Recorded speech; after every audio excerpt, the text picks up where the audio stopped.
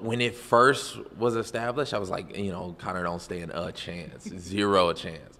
At the closer it get, them percentages is kind of creeping up a little bit. I'm kind of.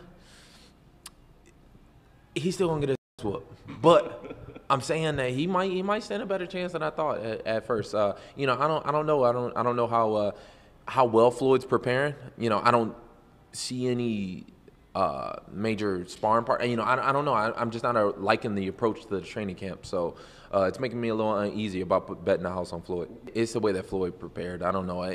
And I guess I'm just, maybe I'm a little biased because, they were asking to spar with me. I think they took one look at me, saw how big I was, and saw like the difference. People don't realize, like, people think that Floyd is the man's Heidi's height. You know what I mean? Floyd can't underestimate Conor whatsoever, and he might be doing that. It might be a little bit of underestimation of that style, and if you do, you're gonna get caught and you're gonna get clipped, especially with 8-ounce gloves. People asked me a while ago, should Conor bring out a boxing coach, and that's the worst thing that he could have done. Was bring out somebody like Freddie Roach or somebody, because they're gonna tell him everything that he does is wrong.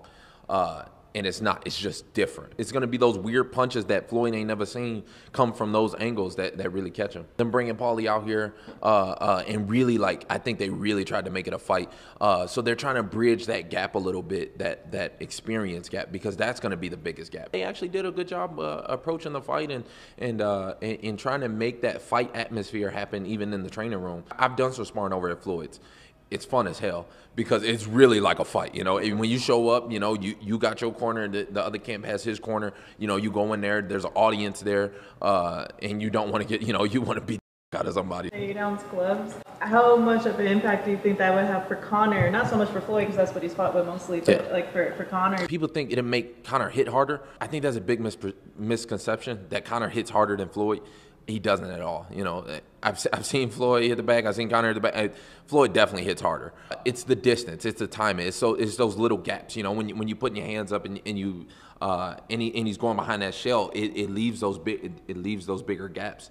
And Conor's more used to that with the 4-ounce gloves. The distance it changes a little bit. The less padding you have on the glove. So I think the distance and the timing is what is really going to change more so than, Conor's going to be able to hit harder because he's got smaller gloves on.